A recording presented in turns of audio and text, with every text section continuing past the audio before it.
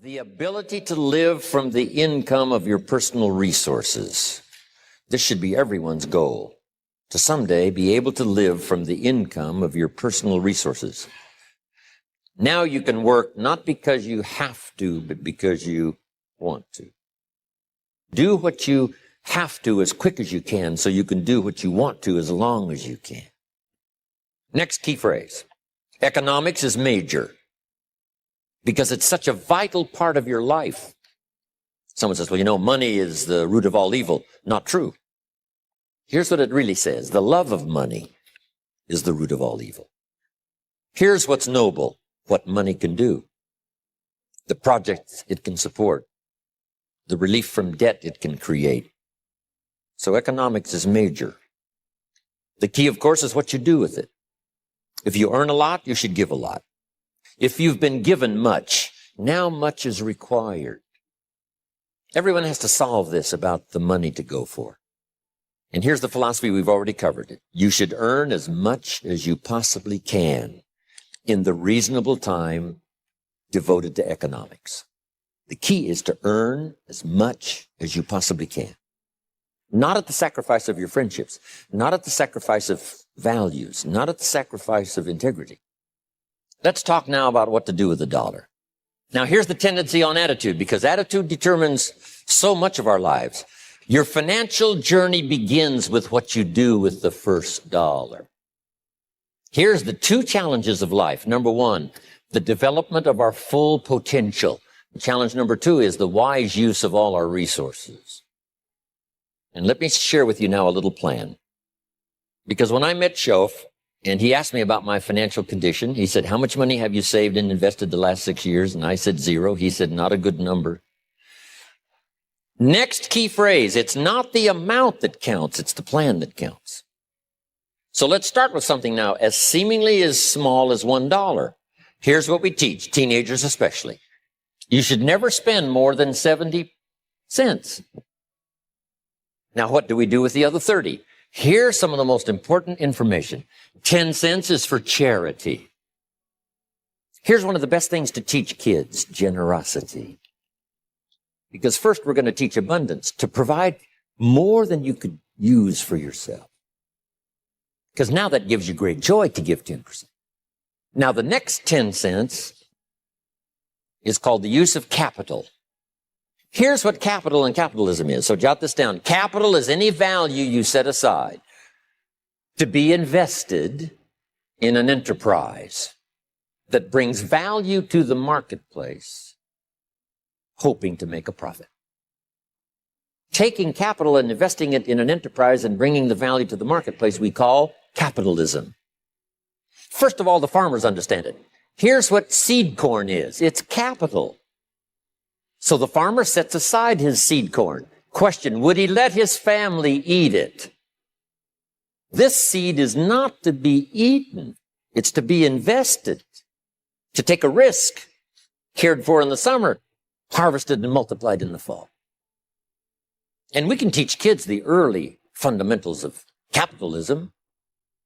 If a child buys a bottle of soap for $2 and sells it for $3, maybe he goes next door and says, Ms. Brown, I've got this soap. Mama uses it. It's really terrific. It's only $3. And I'm here just next door. I take care of you when you run out.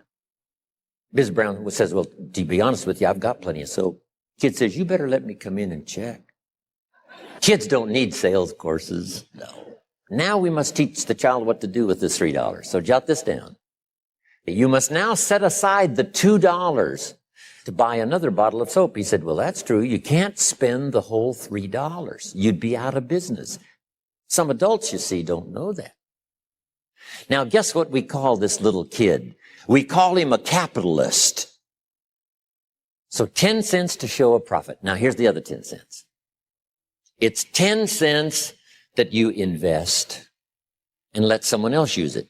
This is called passive capital.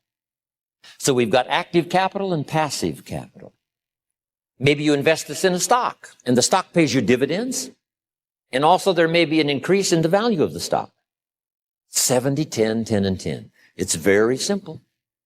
Now, when you first start, if you're an adult now, you may be in such bad shape financially that you couldn't do the 70, 10, 10, and 10 if you haven't had a good plan up until now. But jot this down now. It's not the amount that counts. It's the plan that counts. Remember what Shoaff said. If you will change what? Everything will change for you. Now, when you make a lot of money, these numbers all have to change again. You know, if you're making fortunes, you can't spend 70%. That would be obscene.